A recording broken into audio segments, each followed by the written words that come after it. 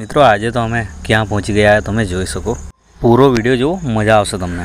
તો મિત્રો અમે હવે બિલપુડી આપણે જોડિયા ધોધવાળું ગામ છે ને તે થઈને અમે હવે બરુમાળ થઈ અને ચીચોજર ગામમાં જવાય છે. તો તે રસ્તે અમે જવા માટે નીકળી ચૂક્યા છે અને તમે આ ખૂબસૂરત ડુંગરનો નજારો જોઈ શકો. વાદળ ત્યાં છે, તમે જોઈ શકો. બહુ જ સુંદર અને રળિયામણા નજારા જોવા મળશે તમને તમે આ રોડથી આવશો તો મિત્રો આ ધોધ પર જવા માટે તમને બે બાજુથી જવાતું છે અને એક ધામણીવાળો જે માકડબંધવાળો તમે ધોધ પર ગયા હશે ગણેશ ધોધ પર, તે રોડ પરથી બી જવાતું છે અને બરુમાળ થઈ જે બરુમાળ વિલ્સન હિલવાળો રોડ છે ને એ રોડ પરથી બી જવાતું છે. તમે બે રોડ પરથી જઈ શકો અને સુંદર એવા નજારાઓ પણ જોવા મળશે તમને અહીં.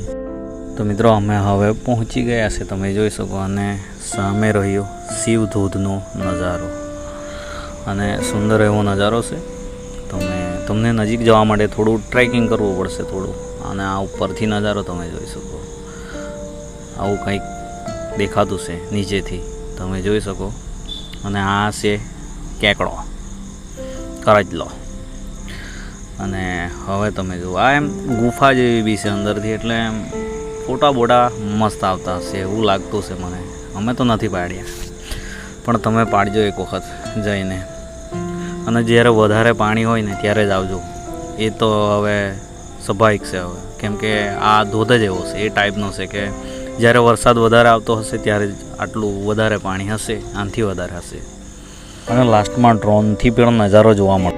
મિત્રો હવે તમે પાછળ જોઈ શકો ધોધનો ખૂબસૂરત ધોધ, શિવ ધોધનો નજારો.